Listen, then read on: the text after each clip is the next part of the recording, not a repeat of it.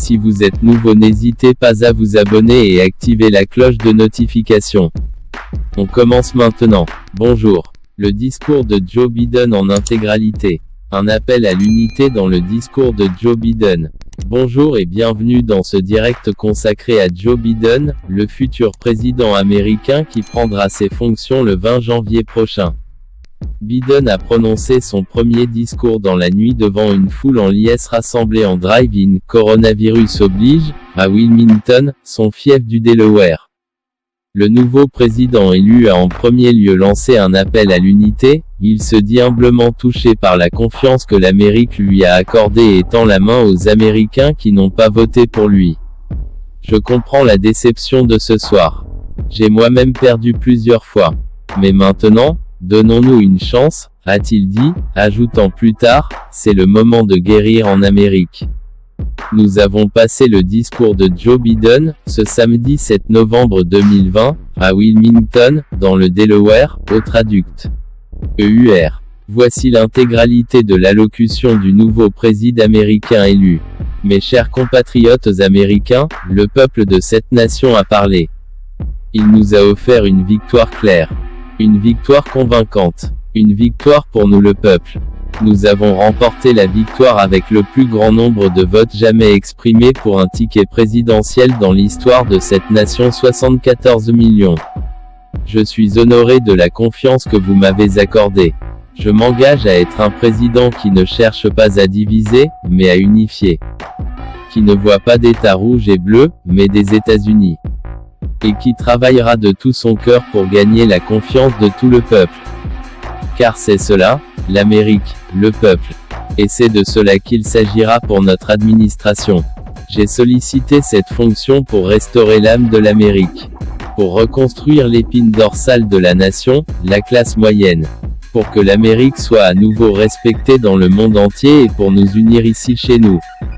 C'est l'honneur de ma vie que tant de millions d'Américains aient voté pour cette vision. Et maintenant, la tâche de concrétiser cette vision est la tâche de notre temps. Comme je l'ai déjà dit à plusieurs reprises, je suis le mari de Jill. Je ne serai pas ici sans l'amour et le soutien inlassable de Jill, Hunter, Ashley, de tous nos petits-enfants et de leurs conjoints, et de toute notre famille. Ils sont mon cœur. Jill est une mère de militaire, et une éducatrice. Elle a consacré sa vie à l'éducation, mais l'enseignement n'est pas seulement ce qu'elle fait, c'est ce qu'elle est. Pour les éducateurs américains, c'est un grand jour, vous allez avoir l'un des vôtres à la maison BL. Et Jill va devenir une grande première dame. Et je serai honoré de servir aux côtés d'une fantastique vice-présidente, Kamala Harris, qui entrera dans l'histoire en tant que première femme noire, première femme d'origine sud-asiatique et première fille d'immigrants jamais élue à une fonction nationale dans ce pays. Cela aurait dû être fait depuis longtemps, et cette soirée nous rappelle tous ceux qui se sont battus si dur pendant tant d'années pour que cela se produise. Mais une fois de plus, l'Amérique a plié l'arc de l'univers moral vers la justice. Kamala, d'où que cela vous plaise ou non, vous êtes de la famille. Vous êtes devenus des bidins honoraires et il n'y a pas de débat. À tous ceux qui se sont portés volontaires, qui ont travaillé dans les bureaux de vote au milieu de cette pandémie, aux responsables des élections locales, vous méritez un remerciement particulier de la part de cette nation. À mon équipe de campagne, et à tous les bénévoles, à tous ceux qui ont donné tant d'eux-mêmes pour rendre ce moment possible, je vous dois tout. Et à tous ceux qui nous ont soutenus, je suis fier de la campagne que nous avons construite et menée. Je suis fier de la coalition que nous avons mise en place, la plus large et la plus diverse de l'histoire.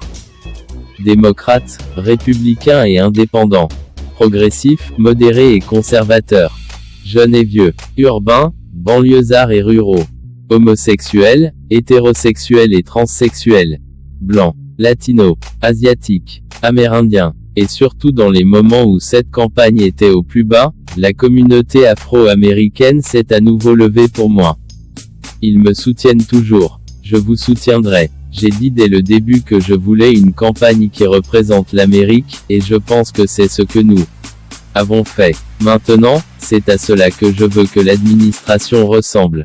Et à ceux qui ont voté pour le président Trump, je comprends votre déception ce soir. J'ai moi-même perdu quelques élections. Mais maintenant, donnons-nous une chance. Il est temps de mettre de côté la rhétorique dure. De faire baisser la température. De se revoir. De s'écouter à nouveau. Pour progresser, nous devons cesser de traiter nos adversaires comme nos ennemis. Nous ne sommes pas des ennemis. Nous sommes des Américains. La Bible nous dit qu'il y a une saison pour tout, un temps pour construire, un temps pour récolter, un temps pour semer. Et un temps pour guérir. C'est le temps de guérir en Amérique. Maintenant que la campagne est terminée, quelle est la volonté du peuple? Quel est notre mandat? Je crois qu'il est le suivant. Les Américains nous ont demandé de mobiliser les forces de la décence et les forces de l'équité. De rassembler les forces de la science et les forces de l'espoir dans les grandes batailles de notre temps. La bataille pour contrôler le virus. La bataille pour construire la prospérité. La bataille pour assurer les soins de santé de votre famille. La bataille pour obtenir la justice raciale et éradiquer le racisme systémique dans ce pays. La bataille pour sauver le climat. La bataille pour restaurer la décence, défendre la démocratie et donner à chacun dans ce pays une chance équitable. Notre travail commence par la maîtrise du Covid. Nous ne pouvons pas réparer l'économie, restaurer notre vitalité ou savourer les moments les plus précieux de la vie, embrasser un petit enfant, les anniversaires, les mariages, les remises de diplômes, tous les moments qui comptent le plus pour nous. Tant que nous n'aurons pas maîtrisé ce virus. Lundi, je nommerai un groupe de scientifiques et d'experts de premier plan comme conseillers de transition pour reprendre le plan Biden-Harris Covid et le convertir en un plan d'action qui débutera le 20 janvier 2021. Ce plan s'appuiera sur des bases scientifiques. Il sera fondé sur la compassion, l'empathie et la préoccupation. Je ne ménagerai aucun effort, ni aucun engagement, pour inverser la tendance de cette pandémie. Je me suis présenté comme un fier démocrate. Je serai désormais un président américain. Je travaillerai aussi dur pour ceux qui n'ont pas voté pour moi que pour ceux qui l'ont fait. Que cette sinistre ère de diabolisation de l'Amérique commence à s'achever, ici et maintenant.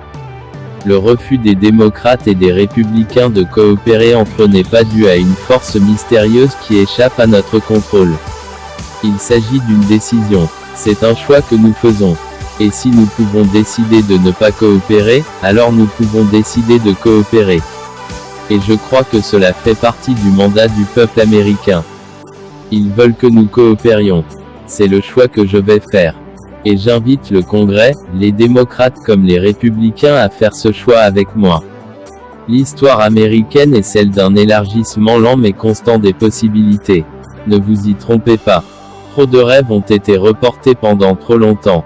Nous devons faire en sorte que la promesse du pays devienne une réalité pour tout le monde, quelle que soit sa race, son origine ETHN, IQ, sa foi, son identité ou son handicap. L'Amérique a toujours été façonnée par des points d'inflexion, par des moments où nous avons pris des décisions difficiles sur qui nous sommes et ce que nous voulons être. Lincoln en 1860 venu pour sauver l'Union. FDR en 1932 promettant un New Deal à un pays assiégé. JFK en 1960 promettant une nouvelle frontière. Et il y a 12 ans, quand Barack Obama a écrit l'histoire et nous a dit « Oui, nous le pouvons ». Nous nous trouvons à nouveau à un point d'inflexion. Nous avons la possibilité de vaincre le désespoir et de construire une nation prospère et déterminée. Nous pouvons le faire. Je sais que nous pouvons le faire. J'ai longtemps parlé de la bataille pour l'âme de l'Amérique. Nous devons restaurer l'âme de l'Amérique. Notre nation est façonnée par la lutte constante entre nos meilleurs anges et nos pulsions les plus sombres. Il est temps que nos meilleurs anges l'emportent. Ce soir, le monde entier regarde l'Amérique. Je crois qu'à son meilleur niveau, l'Amérique est un phare pour le monde entier. Et nous ne dirigeons pas par l'exemple de notre puissance, mais par la puissance de notre exemple. J'ai toujours cru que nous pouvons définir l'Amérique en un mot. Possibilité. Qu'en Amérique, chacun devrait avoir la possibilité d'aller aussi loin que ses rêves et que la capacité donnée par Dieu le lui permettra. Vous voyez, je crois en la possibilité de ce pays. Nous sommes toujours tournés vers l'avenir. Vers une Amérique plus libre et plus juste. Une Amérique qui crée des emplois avec dignité et respect. Une Amérique qui guérit les maladies, comme le cancer et la maladie d'Alzheimer. Une Amérique qui ne laisse jamais personne derrière. Face à une Amérique qui n'abandonne jamais, qui ne cède jamais. C'est une grande nation, et nous sommes un bon peuple. Il s'agit des États-Unis d'Amérique. Et il n'y a jamais rien eu que nous n'ayons pu faire quand nous l'avons fait ensemble. Dans les derniers jours de la campagne, j'ai pensé à un hymne qui signifie beaucoup pour moi et pour ma famille, en particulier pour mon fils Beau, décédé. Il capture la foi qui me soutient et qui, je crois, soutient l'Amérique. Et j'espère qu'il pourra apporter un peu de réconfort et de réconfort aux plus de 230 000 familles qui ont perdu un être cher à cause de ce terrible virus cette année. Je suis de tout cœur avec chacun d'entre vous. J'espère que cet hymne vous apportera aussi du réconfort. Et il vous élèvera sur les ailes de l'aigle. Vous porter au souffle de l'aube. Vous faire briller comme le soleil. Et te tenir dans la paume de sa main, passage de la Bible, NDLR. Et maintenant, ensemble, sur des ailes d'aigle, nous nous lançons dans l'œuvre que Dieu et l'histoire nous ont demandé d'accomplir. Le cœur plein et les mains fermes, avec la foi en l'Amérique et les uns dans les autres, avec l'amour de la patrie, et une soif de justice, soyons la nation que nous savons pouvoir être. Une nation unie, une nation renforcée, une nation guérie, les États-Unis d'Amérique. Que Dieu vous bénisse, et que Dieu protège nos troupes. Si vous avez aimé, n'hésitez pas à vous abonner et activer la cloche de notification pour ne pas rater mes autres vidéos. N'oubliez pas de la liker. À la prochaine pour d'autres vidéos. Abonnez-vous maintenant. Merci.